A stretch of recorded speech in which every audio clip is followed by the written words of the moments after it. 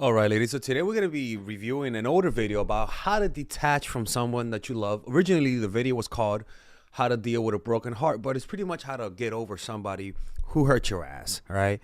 And so these are strategies based on psychology, based on spirituality that will help you get over someone who you need to get over. And the problem is that depending on the level of trauma you've had in life, it can be really hard to get over someone. It can be really difficult, because sometimes you're actually experiencing some trauma that you haven't healed from childhood. That's why dating is such a important thing, because they force you to confront your dark side, the parts in you that you have suppressed and compartmentalized in your mind. So today we're going to talk about how to deal with that, and I'm gonna see what I said in the past, and I'm gonna tell you guys what I think now. All right. Like a bow. Today I'm going to be revealing to you the only and the best cure for your broken heart. Most of the time, when we're brokenhearted, it's usually because somebody dumped us. Right? You may have been dumped. You may have been cheated on. Yeah, that's happened to me. I've been dumped. I've been cheated on. I mean, it's like a couple years ago, I went through a very, very, very difficult breakup. A very difficult breakup. And I always say is that when you go through a breakup and when your heart is broken, there's two things that will happen. One, you either come out 30% better as an individual, or you come out 30% worse as an individual. By that I mean that you would develop mentalities that are negative and self-destructive and self-sabotaging, like thinking all men are assholes, right? And that's the danger of staying with someone that's abusive, of staying with someone that doesn't love you fully, of staying with someone that cheats on you, is that you begin to develop generalizations about men as a result of your trauma, as a result of the things that you went through.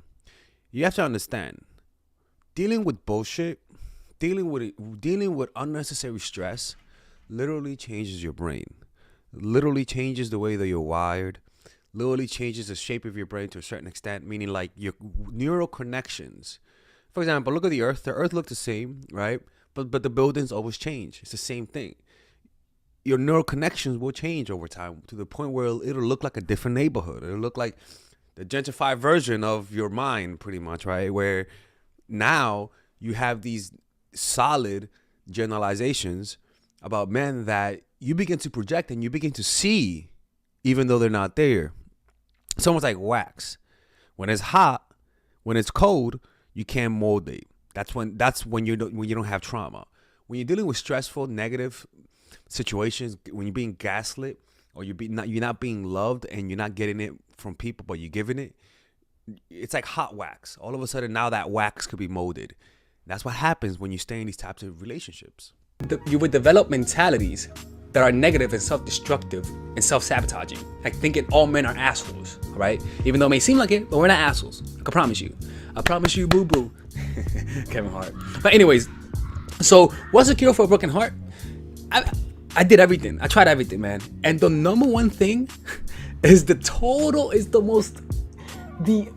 last thing I would think of, and is this: going into the pain. Most of the time, throughout most of our lives, we usually run from pain. Think about it. Most of the time, we're always trying to feel better. For example, you get hungry, and what do? You eat, because why? You want to feel better. Let's say you're in traffic and you cannot move, right? You gotta go to work, but you want to move. Why? Not because you want to get to work, but because by getting to work, you feel better, depending on the job you do. We usually want to, drink or go out because going out makes us feel what? Better. A lot of the root cause of our destructive behavior comes from the mentality of wanting to feel better, not wanting to feel what you feel right now. So the key to heal your broken heart is this: go into your pain, run towards the pain. Most of the time, we're always trying to get away from our problems, and we never think to maybe, just maybe, try the opposite and run towards the pain. Okay, so how do you do that? You may say to yourself, it's simple. It's fucking obvious. You feel the pain, don't you, right? What's funny is that in the course that I'm making, Emotional Mastery, which is a course on how to apply presence to every part of your life. It's a 6 to 8 week course that I'm making right now. What most likely I will release it before the summertime, to be honest with you. But anyways, it's actually something that I made a video about it yesterday for the course, And it said it's about concentration. Concentrate on your senses rather than thinking about it. Concentrate on the feeling of sadness rather than thinking about the feeling of sadness. Concentrate on sitting rather than thinking when you're sitting. Concentration will always take you to a state of no thinking and unity. What are you doing right now? Concentrate on it. Are you talking? Are you listening? Concentrate on listening more. So that means that if you feel depressed, concentrate on the feeling of depression. That's all you have to do. Don't think about the feeling of depression. Don't think about why you feel that way. Just concentrate on that feeling. Concentration always leads to peace. Concentration always leads to a state of flow. Hey, stop pointing that shit in my fucking face. Get out of here, Melissa. Concentration, whenever you concentrate, peace arises from it. So just concentrate on that feeling. Don't judge it. Just concentrate on it. Concentrate on your resentment. Concentrate on your depression. Concentrate on that. Don't think about it. Just concentrate on the feeling. There's a difference between thinking about it and concentrating on it. Big difference. And you could pre-order that course by clicking the description down below. You could pre-order it at a much more affordable price. So rather than trying not to think about it, rather than not trying to distract yourself, which is what everyone recommends, what I recommend for you to do is this: feel the pain in its entirety. Why? Because by feeling the pain, you're allowing your body to decompose it, to flush it out. You see what I'm saying? So what I always like to ask myself is, I wonder what's going on inside of me right now. Try this with me right now. I want you to try this with me, okay? I want you to feel that pain. What are you feeling right now? And I'm gonna do it with you, okay? And this is how it's done. It's part of mindfulness. Feel that pain right now. Ask yourself, I wonder what's going on inside of me right now. And just feel that pain. Notice how it feels. Notice, can you feel the location of the pain? Just locate it. I don't want you to think about it. Just with your attention and awareness, locate the feeling. Okay? Notice how big that feeling is. Notice the size, its circumference. Can you sense notice the energy level? Is it a high energy level or is it a small energy level? Notice the tension around that feeling. Is it tight or is it loose? Notice how it revolves. Notice how it moves inside of you. Okay? Now, can you feel the space around the emotion? I want you to notice that, because your emotion is inside of you, right? You feel that emotion, right? You do. But can you feel the space that allows the emotion to be there? Rather than focusing on the emotion itself, can you feel the space around it? Just feel that space. It's inside your body. Feel that space. Right? For example, let's say that you think and say a thought in your mind. High, high, high. Just say that. Okay? And observe the high. Say high and just observe the word high in your mind. Can you sense that there's a space in your head that allows your thoughts to be there, right? You feel that space, right? Okay. Now, that same space is your awareness.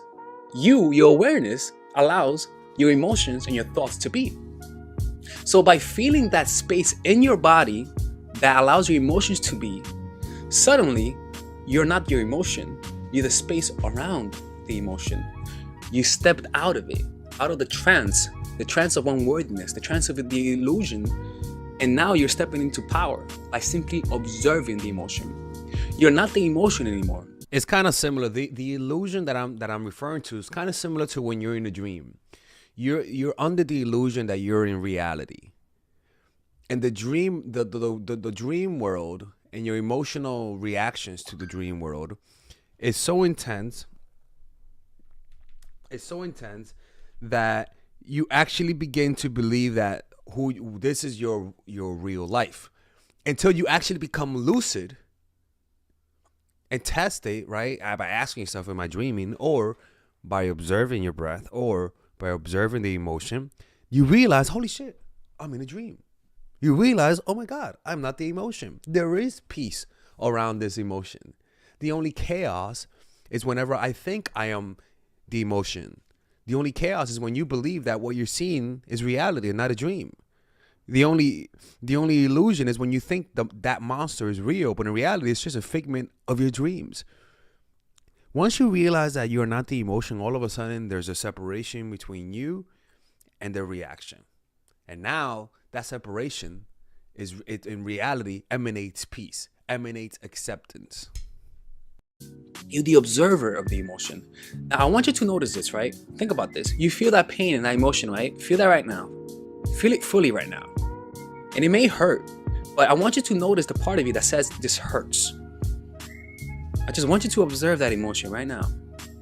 And just notice your breath as you observe the emotion, and it's going to be painful, right? But I want you to notice yourself not wanting to feel that pain right now. Now, keep noticing the body, the emotion, and I want you to notice the physical characteristics of the emotion, okay? You're gonna get somewhere with this.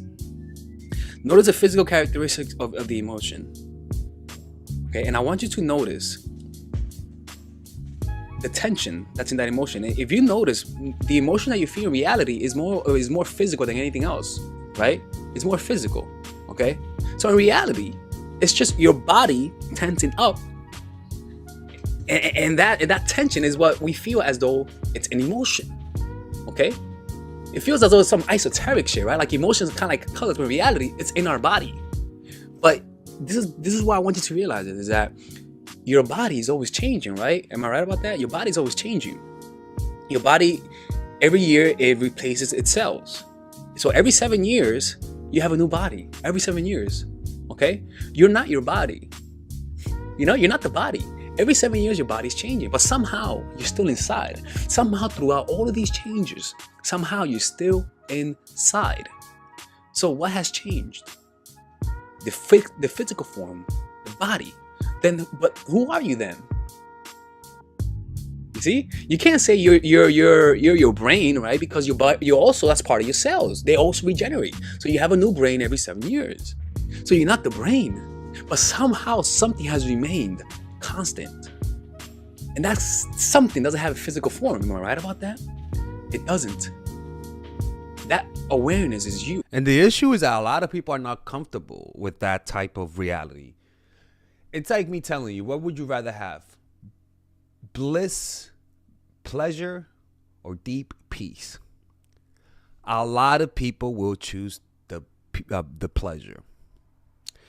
And the reason why is because humans nowadays are uncomfortable with peace.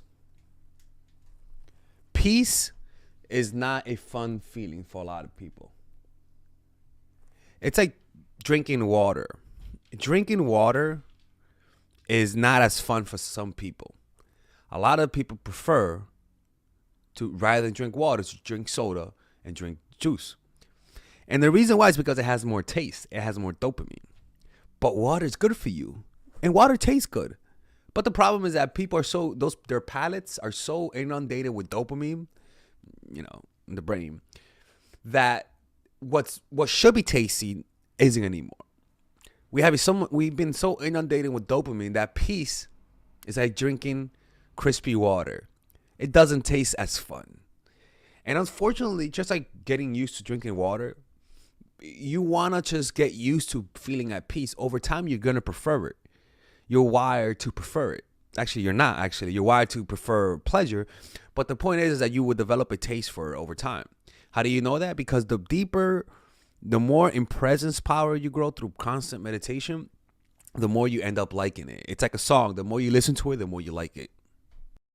And I want you to begin taking the place of the observer of your experience, rather than the one who's experiencing it, because then that allows that emotion to naturally flow through you. Some days you may feel it intensified. Some days you may not feel it intensified. But the whole point is that you're not resisting, because you're not the emotion anymore. You don't feel and then react. You feel, observe the emotion, and then act. Suddenly, because you observe the emotion, you're not reacting. So you may feel pain, but you're not resisting it. Just stop trying to feel better. I want to give you a challenge. Go for a whole hour. Just one whole hour. I challenge you this. 1 whole hour. Don't try to feel better. don't try to feel better for 1 whole hour. And we all have these mechanical structures in our minds that you do in order to feel better, right? Justification, trying to watch a YouTube video, and all that sort of stuff, right? But I want you to just allow the pain to be. Don't try to feel better. Give up. Have you ever been late to your job, right? And you're running late, and you know you're late, but then you know that, you know what? Fuck that shit. I'm already late. So you give up. Suddenly, the stress leaves you. You don't feel stressed anymore, even though you're still late. The situation is still there, but you gave up. You surrendered. That's what I want you to do. I want you to feel that emotion, but don't even try a fucking bit to feel better. What's gonna happen is that you're gonna feel a peace around that emotion. Why? Because that peace is who you are, the awareness that doesn't have any form. The more peace you feel around that emotion is gonna be transmuted into peace. And I'm telling you, this is the best way to cure a broken heart. Okay, because you're not doing any pseudo solutions like trying to find a new boyfriend, trying to find a new girlfriend or whatever, or trying to find a new husband. No, you're allowing yourself to experience it fully. You're not resisting life.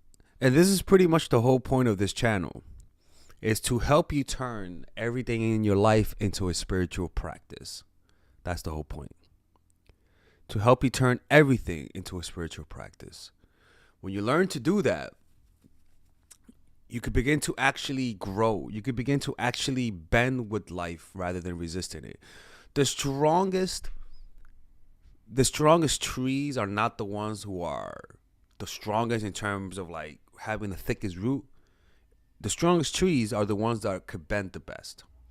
How do you know the best types of metal are not the hardest ones? The best type of metal are the ones that have bendability, that bend, that has that type of like dexterity, right? Because if it doesn't bend, it's gonna break.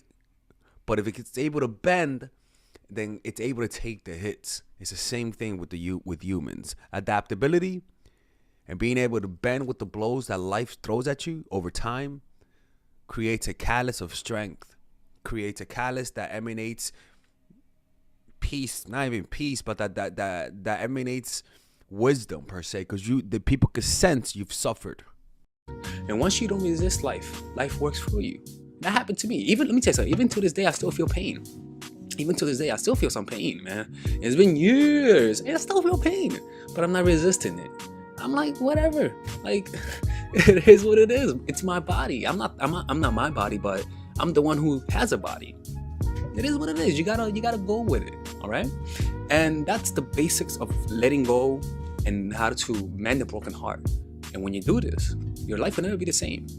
That was actually pretty good. I keep forgetting that the videos from back then were pretty fire. Anyways, I hope you guys enjoyed this video. All right, ladies and gentlemen, if you guys ever want to learn how to use your feminine energy to influence people, learn how to use your masculine energy to become more assertive, and also learn how to blend both energies to improve your dating life, your spiritual life, honestly, your relationship life, your family life, your career life, this is the course for you. If I had to make a course for my nieces, I have two nieces, one is 19 and one is 15. 16. Holy shit. Oh my God, he's a bad fucking uncle. He's a bad uncle. Get him. Shut up, Melissa. You should get this course, right? And this is the course that I will make for them. So, for example, watch the curriculum, right? In the first week, we're going to be showing you how to establish a strong masculine foundation without letting it hurt your feminine energy. This masculine foundation is a source of who you are, right? It's your bodyguard. Without this, whatever feminine energy you create will be destroyed by the outside, because your masculine is your shield. So we'll talk about goal setting. We'll talk about how to develop a serious attitude. We're gonna be talking about how to use more logic, how to use more goal-oriented behavior. It's more how to be a man. Now the next one is how to embrace the feminine energy, right?